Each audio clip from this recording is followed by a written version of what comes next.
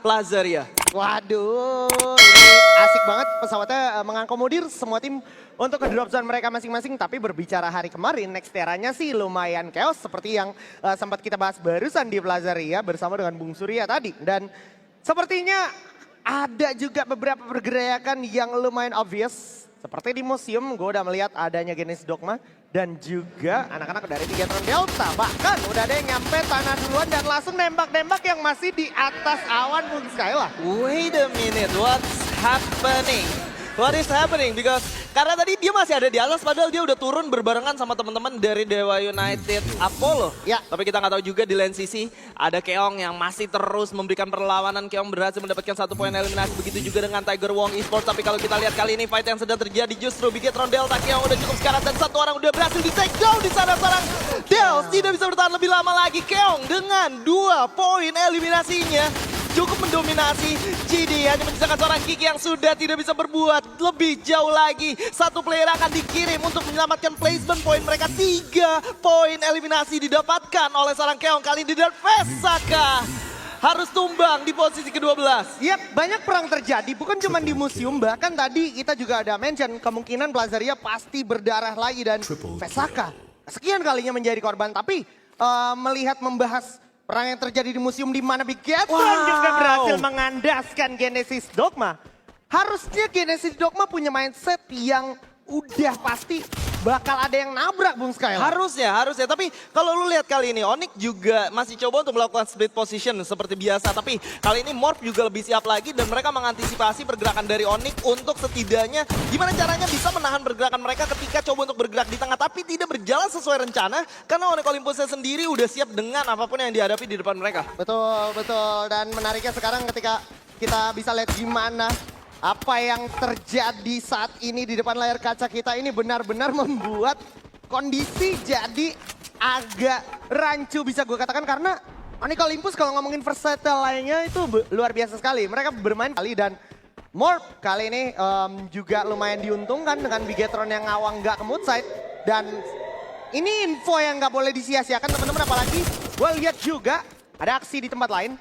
MBR Epsilon berhasil mendapatkan pick off dan Cibeng berhasil menghidupkan teman-temannya, tapi kembali terjadi di tangan seorang Kiba, Bung Skyla. Iya, gak berhenti sampai di situ. Cibeng berhasil menghidupkan seorang Zero kembali, tapi nampaknya tidak akan menjadi cukup karena ternyata Jack berhasil menumbangkan 1 player yang tersisa. Morph Team satu persatu harus terluluh lantahkan di tangan Onyx Olympus. Wah. Ini Onyx Olympus cenderung terlihat tanpa rasa takut sama sekali. Gantinya line up Joel masuk menggantikan seorang Gare.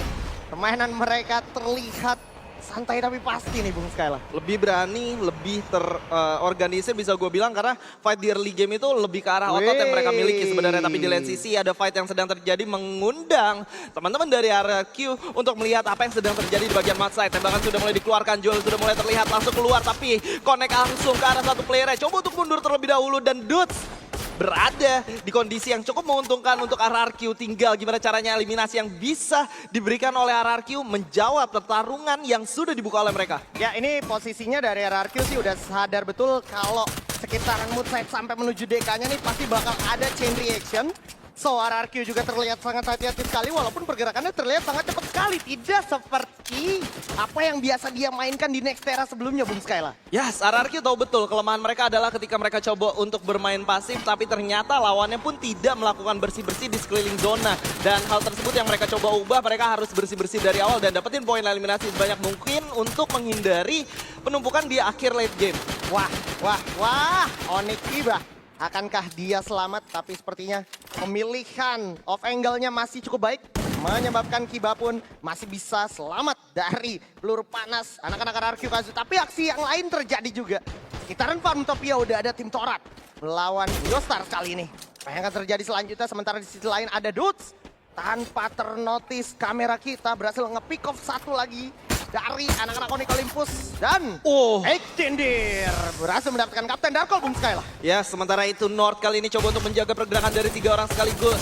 North coba untuk berputar terlebih dahulu sambil melihat ada siapa di daerah dalam, tapi ternyata Northnya berhasil ditumbangkan. Begitu juga dengan Ikal yang udah cukup sekarang, tapi Ikal masih mendapatkan satu backup fire dari seorang Lozi. Masih cukup kuat untuk bertahan. North tidak bisa diselamatkan lagi. Coba untuk mencari di sebelah kiri, masih ada Glue Line coba untuk tertahan, tapi Indostars tidak akan berhenti sampai di sana. Mereka akan coba untuk mencari di mana lawannya berada, karena memang ini akan menjadi satu ancaman untuk Torat. Kalau mereka gagal, artinya mereka gagal untuk konsisten di setiap round yang mereka miliki. Kocel udah cukup sekarat, Lozi masih coba untuk mencari, menggunakan Rebel Rush dan melihat 2 orang yang ada di sana, tapi sayangnya tukar satu sudah berhasil didapatkan, dan Torat masih dengan 3 player ya, Jiswen. Ya, ini udah pasti harus dieksekusi dengan berhasil sama Torat, karena Torat udah sukses banget narik Indostar keluar. Exactly. Tapi, wait a minute, lo bisa lihat gimana Onyx Olympus gak bisa kemana-mana, terbegal di tangan EVOS Divine, Bung Skyla. Oh my god, EVOS Divine kali ini coba untuk melakukan penyisiran zona dan membuat mereka memiliki 5 poin eliminasi yang tentunya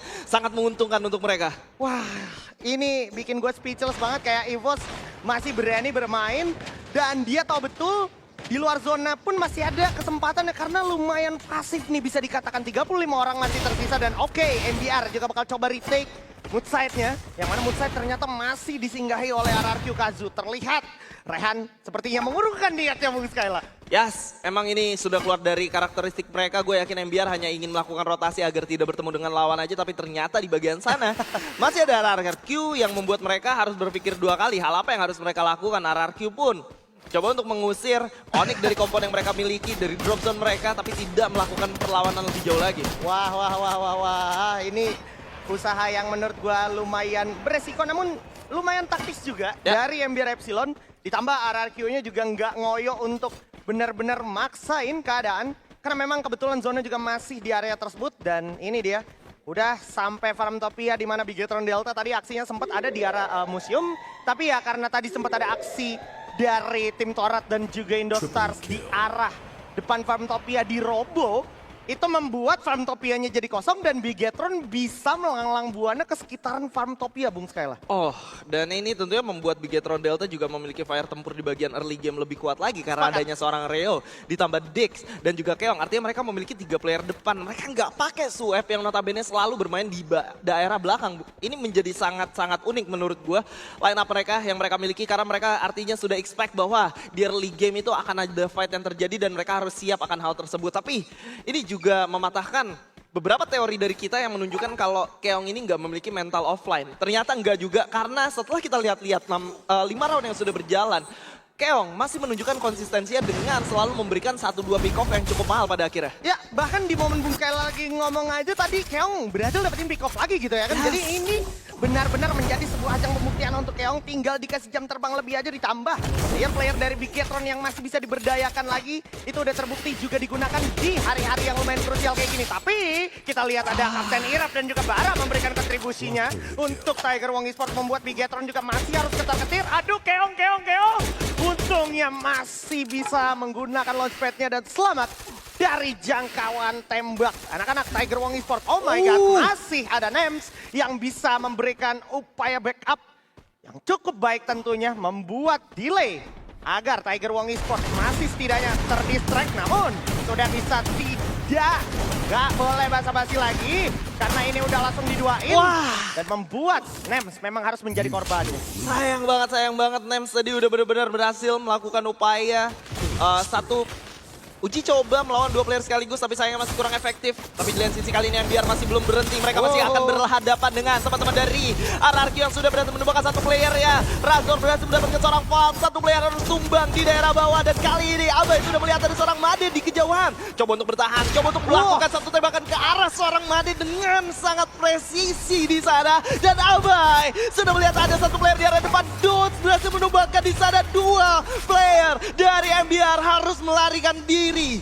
Wah, gua sih udah speechless ya kalau udah lihat momen-momen mengerikan seperti ini. MBR, sayang sekali menurut gua sampai di round kelima ini permainan mereka bahkan tidak semulus game mereka di Point Rush Day 1. Benar-benar sangat naas. Tersisa 1 round aja kesempatan mereka, tapi sisi lain kita bisa lihat gimana Abax Berhasil dapetin satu orang North dari tim Torret dan sesaat lagi kita bisa lihat EVOS lagi mengumpulkan pundi-pundi poin eliminasi mereka menuju ke tim selanjutnya yaitu tim Torret, di mana Ray berhasil dapetin Kapten Darko. Agak berbahaya momentumnya, tapi kita bisa lihat gimana Rasha juga bekerja sama dengan sangat baik sehingga EVOS Divine setidaknya udah mengantongi 9 poin eliminasi kali ini. Dan dari kejauhan ada presence dari Beyond tadi yang juga berhasil mendapatkan satu lagi kontribusi untuk Dewa United, Boom Skylar. Ya, nggak berhenti sampai di sana. Mereka pun berhasil mendapatkan seorang Lozi lagi kali ini. Coba untuk mencari balawan yang berada. Ikal menjadi target selanjutnya dan Rasha.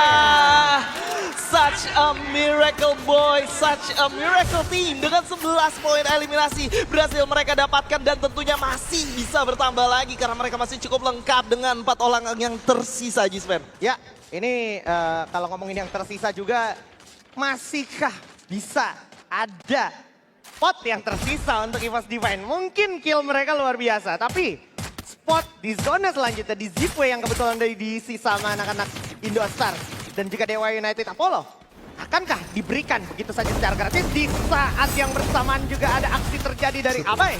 Abai berhasil dapetin Giba dan juga Abai bersama kawan-kawannya ini udah notice betul. Setidaknya ada 2-3 tim yang juga mendekat ke arah mereka. Ya, RRQ Kazu 6 poin eliminasi dan kali ini mereka harus coba untuk bertahan di bagian yang cukup familiar untuk mereka tahan, yaitu drop zone mereka sendiri.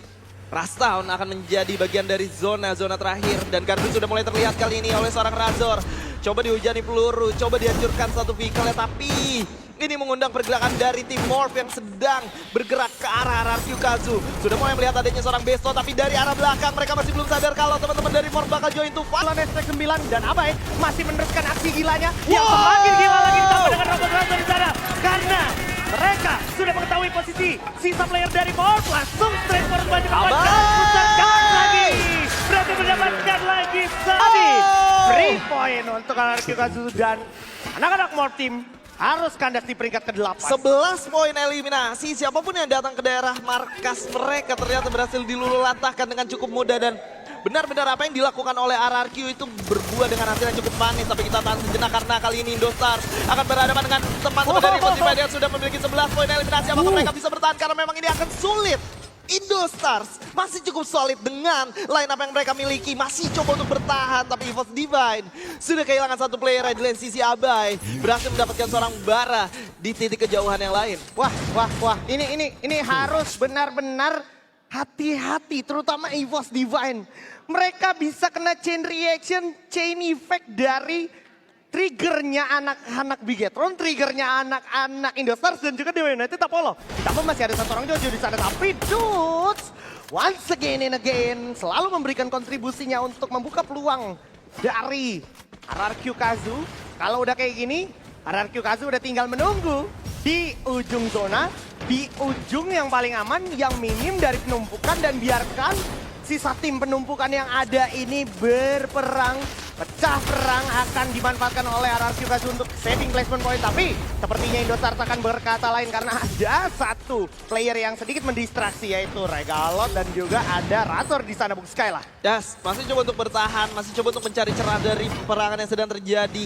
Kali ini teman-teman dari EVOS Divine coba untuk menjadi satu tim yang cukup menahan pergerakan mereka dan tidak terlalu agresif karena memang ini masih belum menguntungkan untuk melakukan fight di menit-menit sekarang. Tapi Razor, begitu juga dengan Abai, berhasil ditumbangkan satu persatu. Waduh, Razornya tumbang. Dan ini sepertinya malah menjadi senjata makan tuan untuk RRQ Kazu.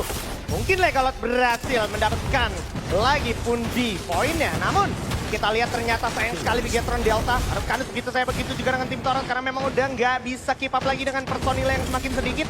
05 berbicara mendapatkan Rush di sana tapi mendapatkan juga poin dari seorang Abai yang berhasil digocek. Dan Abai akhirnya berhasil mendapatkan seorang 05. Untungnya backup dari Portalgo dan juga Sam13 di sini masih cukup baik dan bisa secepat itu, Bung Skylar, dari Dewa United Apollo. Ya, masih coba untuk bertahan dan Dewa United tidak melakukan banyak pergerakan tapi mereka bakal komit ke daerah dalam.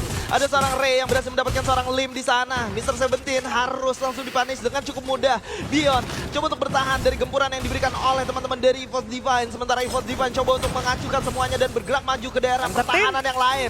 Satu granat coba dilemparkan connect ke arah seorang Ray, tapi Sam13 pun berhasil mendapatkan satu confirm killnya. Dudes juga di 9cc berhasil mendapatkan 1 poin eliminasi tambahan Najis Fan. Ya, ini Beyond juga dari tadi lagi berusaha sekuat tenaga. Oh my god, Kochel harus knockdown di sana. Dan ini udah tinggal tim Invited. Lagi-lagi Battle of Invited. Tim Boom Skyla, let's go. Ini semakin padat ditambah Mr. 05 berhasil dapetin Ektindir. Ray harus cari angle dulu, tapi Ektindir masih bisa melawan dan Indosar udah kandas. This is the real Battle of Invited. Yes, tersisa 3 tim lagi dan EVOS dengan 3 poin eliminasi Wow. atau 3 orang yang hidup 17 poin eliminasi sudah berhasil didapatkan. Dun sudah cukup sekarang menuju dari Flur dan Dun terus tumbang di sana menuju dengan EVOS Sahabat yang sudah melihat satu player di dapat dan ini adalah Buya untuk EVOS Divine. EVOS di sini, EVOS di sana, teriakan bersama-sama, EVOS. Luar biasa sekali permainan.